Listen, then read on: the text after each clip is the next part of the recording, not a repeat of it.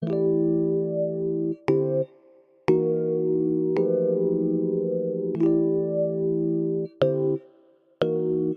I think this discussion we've been having kind of poses the question.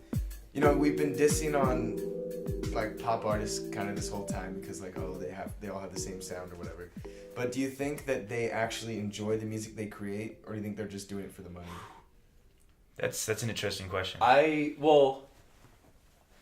That's a hard because you can go. I bet for that's I hard. bet for the most part, it's for money. Mm-hmm. Definitely, like my opinion is the 90% of pop artists and mumble rap, it's to make money because it's what people like. People like listening to that music. I don't know why. But why? I think it's. I mean, it's a job. I mean, they want. No, I mean, why do people like listening to that crap though?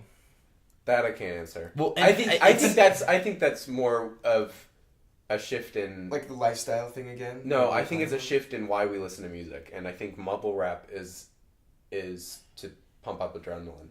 Mm-hmm. I mean, it gets you going. Like when the beat goes hard and you're like, oh yeah. I don't think they care about the actual rap. They just it's just the beat. It's like hard. The beat goes hard. There's all those songs about that, and I think it's a shift in why we listen to music, and that's a whole another topic. But I think one thing that's important to know when discussing whether or not pop artists are doing it for the money or the music is, it's no one's an absolute. They're doing it for a little bit of both. I'm willing to bet that a lot of them started mainly because they had an interest in music, but also because being a pop artist is a high-paying career, so their starting intentions were probably a mixture of both. And then continuing to do so is certainly a mixture of both, because if they really were just doing it for the money, if they were tired of making music, it would either get so bad no one listens to it, or they would quit doing what they're doing because they don't enjoy it anymore. And they have enough money to live comfortably for the rest of their lives. But if they're doing it for the sake of music, that's when you see bands that will go indie, bands that will tear themselves apart to continue creativity. Mm-hmm. All right. Well, I was thinking a lot of it, like, it could be that, so a lot of artists nowadays are using the music to push themselves forward in social status, become like a celebrity and stuff like that. And they almost just do it to become idols rather than to make music. And like they have producers which will make the music for them. They just sing or whatever. And they don't really... I get the feeling that they don't care about the music as much. And also I was going to mention that like I was looking into some stuff with K-pop the other day. I know. Bring this to your time, James. No. Well, I was intrigued by a K-pop song, and it's good. No, it's good. And so I was looking into how their music system works over there, and they are literally, it's like a factory. Wow. They simply put together some people who look good and they have a nice voice, and they just put them together in like a huge boy band or something like that with like 50 members or something like that. Is crazy. Like they're literally just machine manufactured. And they all like they do the dance and whatever, and none of it is created by them. It's all just companies and producers behind the scenes trying to make that. Mass-produced music. And and I'm sure they stick to it because K-pop bands make incredible amounts of money. Yeah. I'm sorry, you done? Yeah, well, but the thing is, like, I'm wondering if that is bad because people still enjoy the music, and they enjoy it. Well, okay, I have like 3 points. So yeah, go ahead and deliver. And then I'm gonna get back to Ben's question. So all right, so I just wanted to step in and give my thoughts on the K-pop segment. Obviously, this is a lot lower quality than James. high-end mic, but unfortunately I could not be there for this real cast. I guess my main point I want to make here is that I feel K-pop was poorly represented on this discussion. I think that they all took some of the worst stereotypes of K-pop, being really over the top in happy, upbeat, poppy sounding music, which I will admit that there's a lot of K-pop that does that. But I think they're using that to describe Korean music as a whole, which is where I kind of had an issue with. Because I think if we're going to describe a genre of music, we can't just look at the bad aspects of it. We need to look at both the good music within the genre and the bad music, because no genre is exempt from bad music. There's bad jazz, there's bad rap, there's bad pop, there's bad techno, there's country, there's bad rock, there's bad music in all genres. Because I just feel that in this discussion, it was treated with a very negative attitude because of the common stereotypes. This was a little longer than I expected, but anyways, thanks for hearing my thoughts. I'll send you back to the podcast now. So, I was going to bring up the example of, is it the Backstreet Boys? No. It could definitely be. Wait, are those? There was like, That's the rap group. yeah. No, Yeah. it's not the 90s Backstreet rap. Well, kind It's of. not the sort of. Backstreet Boys. It's 90s some- boy band hip hop pop music blend. It's a boy band, okay? And I think it's sync. no, it's the something boys, and it's Dang it. the Beach Boys or something. I don't know. Beach Beach Boys are was like 70s. Yeah, 70s, that's yeah. like Good Vibrations. Oh wait, no, they're good. They are. Yeah. Good Not the Beach Vibrations Boys. is It's a some- pop music masterpiece. Anyway. It was pop, but it was still good. I Yeah, think. okay, but anyway, so I'm gonna screw this up. I'm sorry, I can't remember the name, but there was a band in, it's probably the 70s or maybe earlier, I don't know, and I'm pretty sure it was like surf music, but they were models, or at least like good looking people, and this label taught them how to play their instruments and wrote songs for them. And that was really surprising for me, because I was like, dang, there's actually, like, this is like what music might become like in the K-pop instance. And you're saying, is that wrong because the people still enjoy it? I like to think of like a world where absolutely no art exists. Like, that's scary. Because that's kind of what I'm thinking of. That's I mean, just- like, art is like freedom of expression, right? Yeah. Right? Or creative Like expression. everyone would be the same then, if there was Because no like, well, yeah, that's in like total dystopian. Sorry, but in like the K-pop instance, in this specific art form, I don't know how it actually is, but I mean, I don't think you can get big as a band, or you can't even like you can't get people to listen to you, because Like, it's everybody run- would rather listen to the good stuff. Like, it's run by the label companies. It's like if you're a writer and you want to write your own stuff, but everybody would rather listen to or read like fantasy fiction, like Brandon Sanders is good, but there's this genre of young adult fiction that everybody would read. Absolutely. And makes money. Mm-hmm. And Yeah, if you want to write, you can't make a living. Oh my if gosh. you want to write your original stuff. Anyway, one last thing, and you can go off of that. But I was going to talk about his question whether big pop artists. Sorry, I'm going to stop talking after this. But whether big pop artists actually like their music, and I was kind of thinking, don't celebrities get depressed? And I think certain musicians might be sad that, yes, I've lost my creative freedom.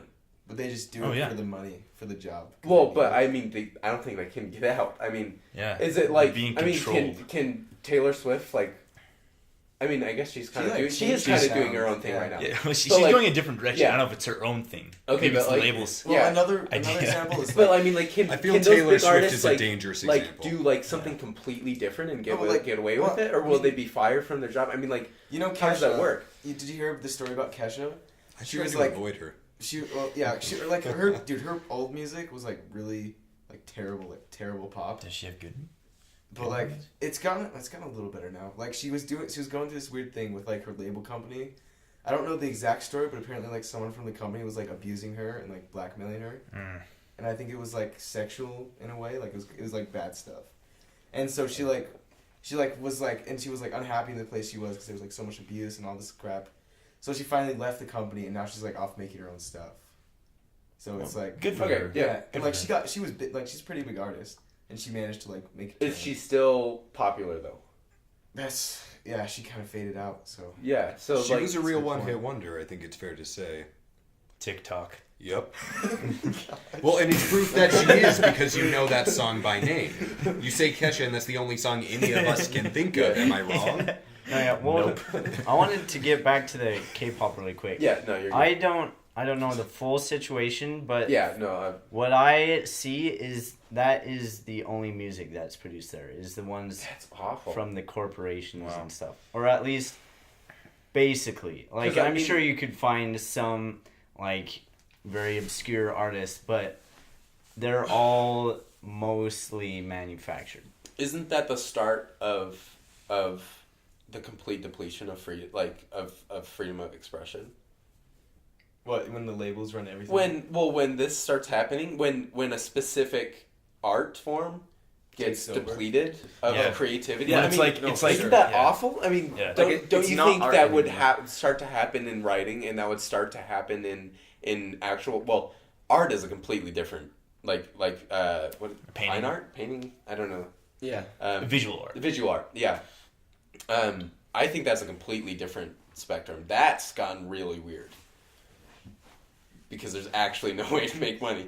But Yeah. but I mean, wouldn't you That's think? true. Wouldn't you think in this situation that writing would become the same way, or visual art? I guess. Right. Well, I think you have to approach it with a little bit of a wider lens here. Is like, Yeah. so if it's becoming manufactured, you know, I feel like it's not, honestly, not too big of a sign of the death of creativity. It's a low period, you know.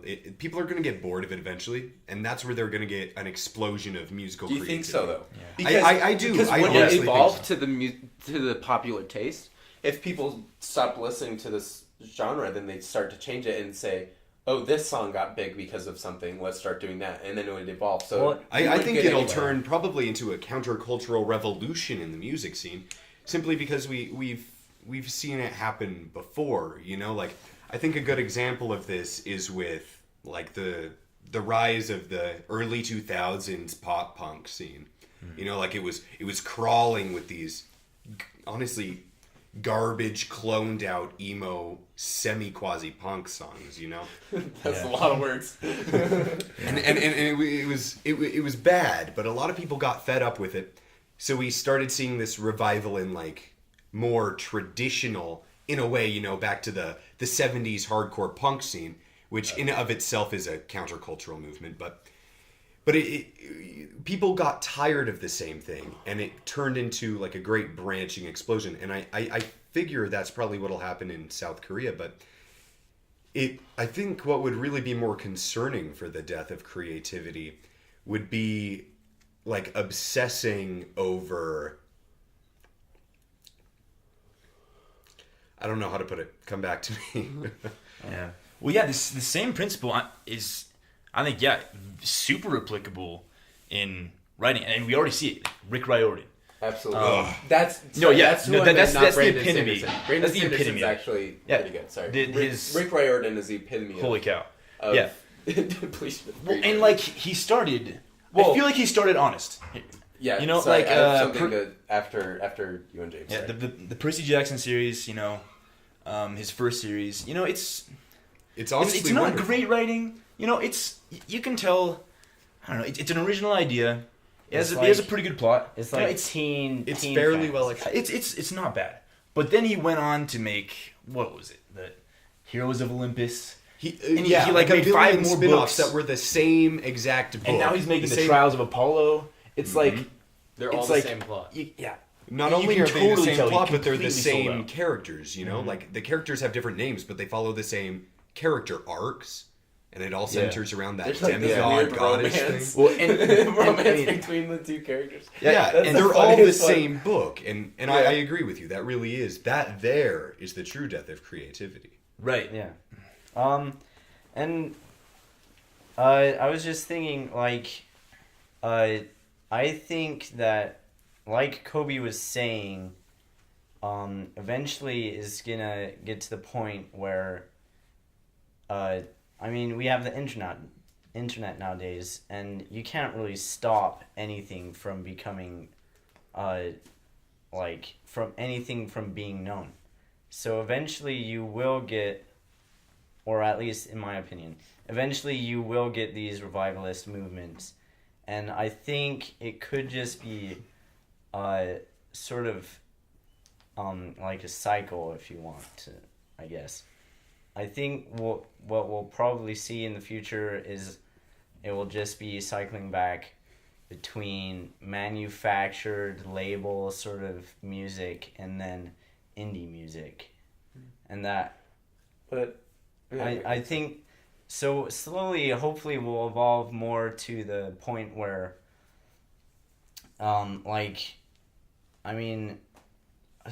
where creativity is allowed to just roam freely, but, and like the internet is major steps towards that, but I think we will have periods of, and we are going through a period of, like label set Musical stagnation. manufacture. Yeah. Just like the constant cycle of like manufactured music to like totally indie. People get tired of it. And then they, I mean, it could well, be. has that happened though? I don't know.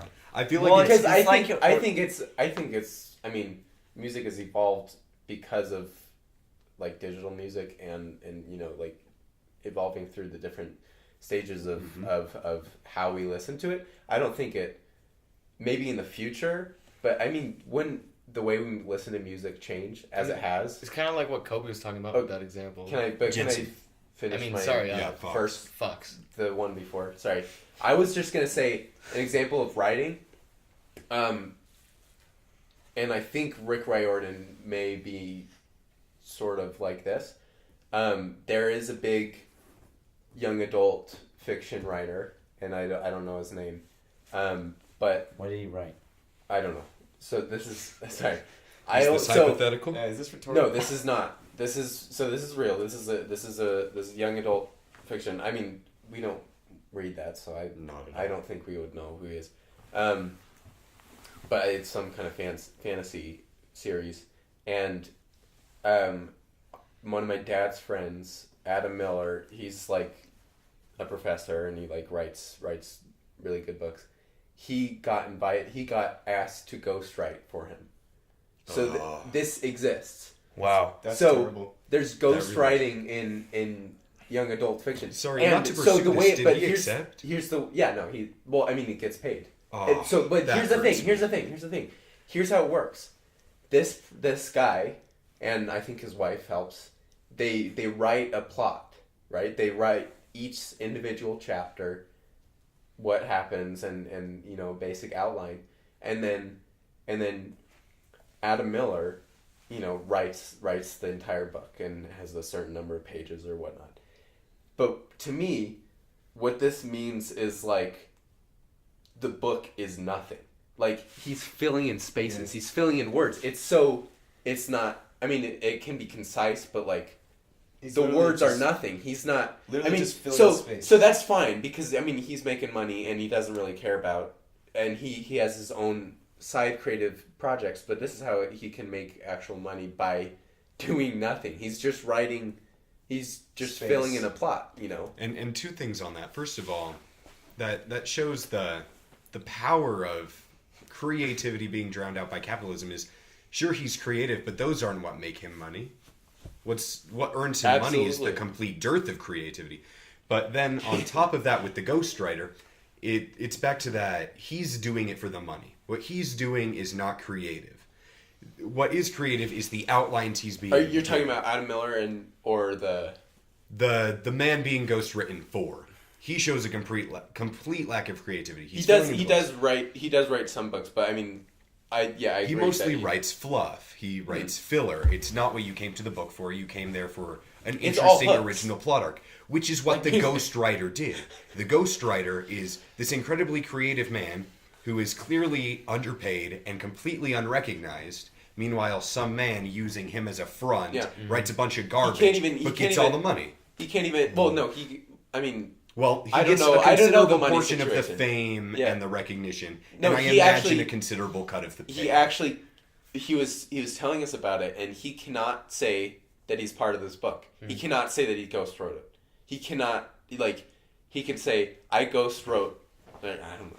That sounds weird, but I wrote this book, or I wrote for this author, but he can't even say which specific book, and he can't. Yeah, no, he can't say. And I publishing wrote houses this book. are like record labels in that way. They really are so aggressive to creativity. Yeah.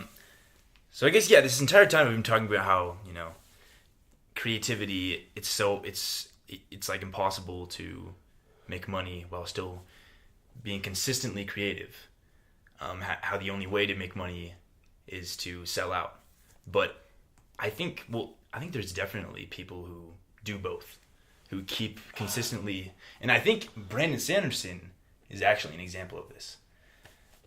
He doesn't have like super, deep writing, but he has a plan for every single book and every single series before he writes it. And he's gotten really popular. Do you know if he has ghostwriters though? I don't know, and he does. He produces a lot. Mm-hmm. But I'd be willing to bet that he doesn't, because his style of writing is very, very unique. Unique, yeah. But that is also you need to produce a lot, right? Yeah. That's this guy's problem. The young adult, he got big, and he doesn't have time to write everything. So that's why he allegates it to these other people, and does that, which depletes creativity. But but I mean, he needs to produce that. So I don't know about Brandon Sanderson. Yeah, and I think in people's like Brandon Sanderson's case, it's they have such a goal, and they have such a love of doing what they do, that they're willing to put in the time to produce that much, and to keep producing consistently, good quality art. Anyway. Yeah, and going back to that like ghostwriting thing, like at what point does that become plagiarism? Because what do you mean by that? Because the writer that's filling in the spaces, he doesn't get any of the credit for any of it. So by contract, this writer is giving everything he wrote to the other author. But there's some legal thing that says that's correct. I sell my soul to you. And that's the best way to put it, because it would technically be plagiarism in that he's taking another man's work and branding it as his own. It's just but both parties have signed a document that says that he has the right to do it. But it's legal plagiarism, is what it is. That would be a certain. But also, I mean, it's filler. There's not. I mean. He's still using that guy's work without he's any credit co-opting giving. it and legally claiming I know all it's of a the contract thing, but this other the actual writer actually he wrote the plot, right? Yeah, and this other guy's filling it in. It's still so I don't think it. I mean, for it to be plagiarism, it has to be unique, doesn't it? I mean, he has to have some creative what's the word? Yeah, but they try. I think the ghost artists try to write in their style, or try to write it in this teen fiction. I think more young important adult fiction than any of this is that style. It's simply a feasible option. That's what's more concerning than any legal ramifications. Is that people are willing to participate in such a practice. Yeah.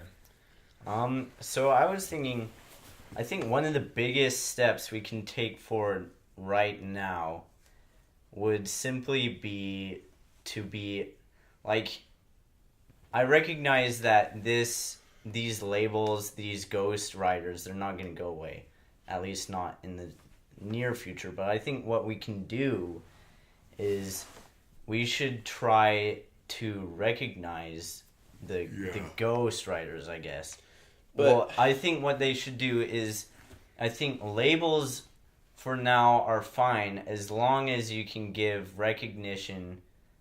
So what I was thinking is, But I don't know, have any of you guys heard of Monster Cat, the label? Oh gosh.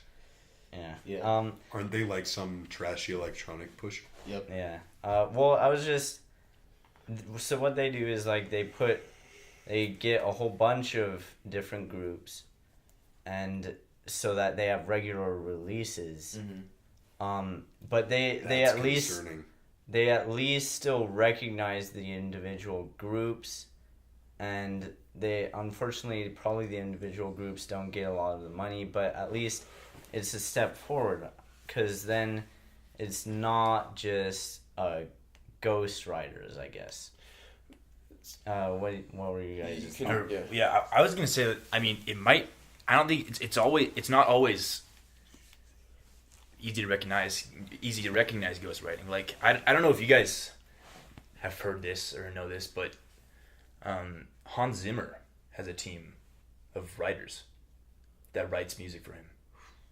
And my brother who goes to this, that's troubling. my brother who goes to this school of music But at he BYU. is a genius. He does have creative genius. Right. Well, I mean, the thing is, yeah, everything we've heard of him is good.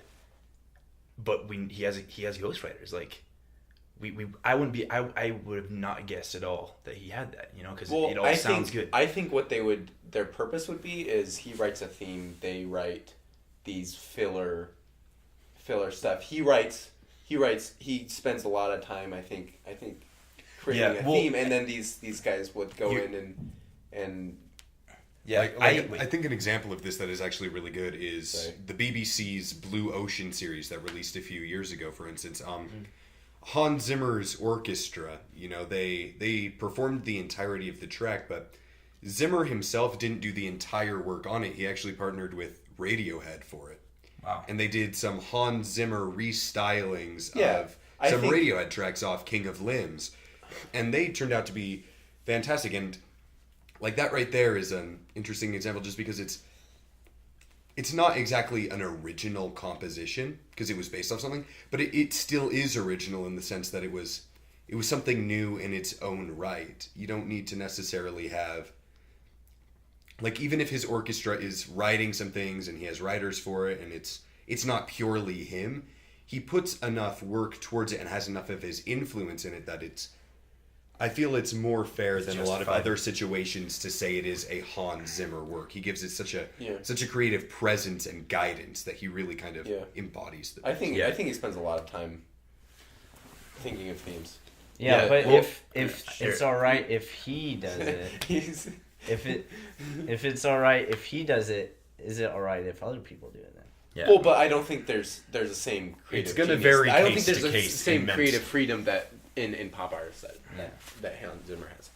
Yeah. So my brother who goes to the School of Music at BYU knows a guy who works. Yeah. My brother Joe. But he knows a guy that works for Hans Zimmer. And that's how he got to know about it. I don't know who, but I'll ask Joe to ask him, and we'll have a follow-up podcast, and I'll tell you what he says to ask him what that guy does, how much he produces. How much stuff he makes like that. too. So I mean that might be a right. question. We'll follow up on this. All right, so we're getting a little long here, but I wanted to, before we end off, let's go around and we should all give suggestions to our 50 maybe viewers of what they can do to try to fix this. Right. Whoever wants to go first. I'll actually lead in on this. I've got some strong opinions about this. I'm actually going to lead in with an example that's really been irritating me recently. It's in the more visual end, popular here in this part of the country. But a service called VidAngel, where you can purchase movies and TV shows that have pieces censored based upon what the customer wants removed. A popular option is Game of Thrones without sex. And that personally really, really bothers me that this concept exists and is let alone patronized. Because for me, it's art is what the creator wants it to be. For someone to take a film or a piece of music, I mean, I realize it's done far less with that, but film especially, and to censor it in that way and to re-release it is honestly disgusting, and to me is a death of creativity in a way, because to remove something like that is to, in my opinion, to damage the art.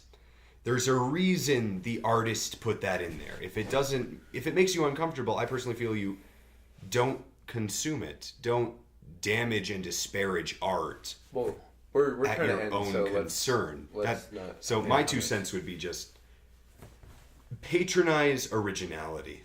Yeah. We need more originality in the world, and we're only going to get it if we reward it and give it due recognition. Avoid, if you can, any sort of unoriginality. Censorship? Yeah, and yeah, certainly yeah. censorship. Censorship is the first Really? step to suppressing public opinion. We could have like a whole nother episode all on censorship. Absolutely. Censorship would Okay, be- affects let's the- talk about that next one. Yeah. All right. All right. So Ben, you had some ideas. Barrett, what is your ideas? Oh well, I guess one idea I had to how we can combat this is, one idea maybe would be to buy hard copies. Amen. Instead of That's- instead you- of hey No, hey you hey hey can't hey control hey that. instead of and it's so it's I mean it's so nice. Spotify is so nice, but I think buying hard copies is a really great way to support the music that you like, the music that you think is needs to be rewarded, and I think that's a great way you can support that type of music. Yeah. So I think best thing that we can do is create, because as long as we have the freedom to create, I think we should create. And this is different for everybody. That, like, for some people it's writing, and for some people it's drawing or any visual art, and then for some people it's music. And I think the best way to preserve this freedom of creativity is to create. I think we should all make an effort to make our own art, whatever it is, because that's who we are as humans, and if we lose that at any point in time, I mean, that's like the death of the Yeah, world, death of individuality, right? Amen. So I think we need to create as we can. So Yeah.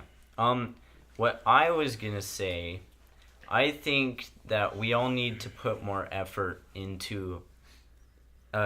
We can't just take what's thrown at us by the labels and the big corporations. We have tools at our disposal to go find interesting, creative people, and we just need to put forth a little effort to maybe do some Google searches, find related results, whatever you need to do, and then you can just find people. I've found so many artists just by putting in some time to actually look and like try to dig deep into this creativity, and I think that will really help get these artists recognized and get them the attention they deserve, and it will help sort of reduce the impact that labels have on us, so that, I mean, they're never going to completely go away, but at least they will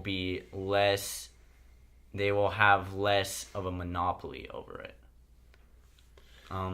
Yeah, and I have to agree with all of you guys saying that. Like we really need to create more. We need to be more original, and I mean, we need to, like what James was saying, we need to stop supporting this pop culture of music that is just like tearing up the music community.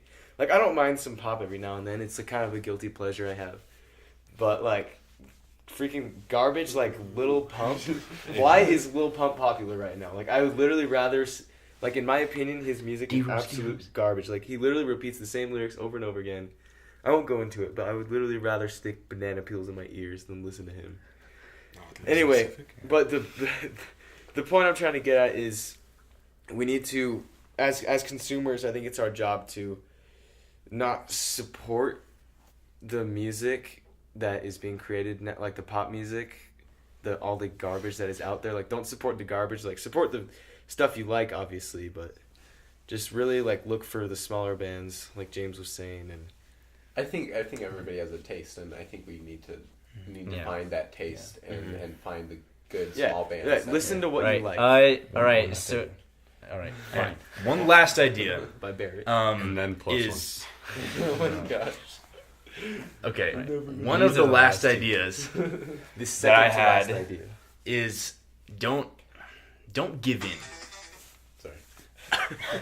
Like, I feel it's so easy to Wait, restart. it's so easy to listen to music because your friends are listening to it and because everybody else is listening. That's what's on the radio. Well, And it becomes a popularity thing. So I'd suggest being honest with yourself. being honest with your friends. And Contest, being honest argue with with what you your like. friends. Yeah, seriously though. me and Kobe and Joe, we have, like, I mean, we disagree on A lot of like things. pretty much everything in music, even though we love the same stuff, right? And I think if everybody made an effort to say, actually, I don't like that, you know, like who cares if your friend likes something? I discredit like everything that I don't like that my friends do. I mean, like because I have my own specific taste, and I think if we find our own taste, I'm like A dialectic is essential to growth. yeah. Yeah. So Argue with your friends. That's the moral. that's the moral. I guess. yeah, arguments good. That's Fox. Anyway. Yeah, and just be sure to, like Ben said and like James said, just be sure to support your local artists and small artists. And it's a shame that honorware has become a new topic, but you got to take advantage of that to support people. all right. Okay. Yeah, we have gone on long enough. Thank you guys for listening, and we hope you come back for the next episode for more amazing topics, and we'll see you guys then.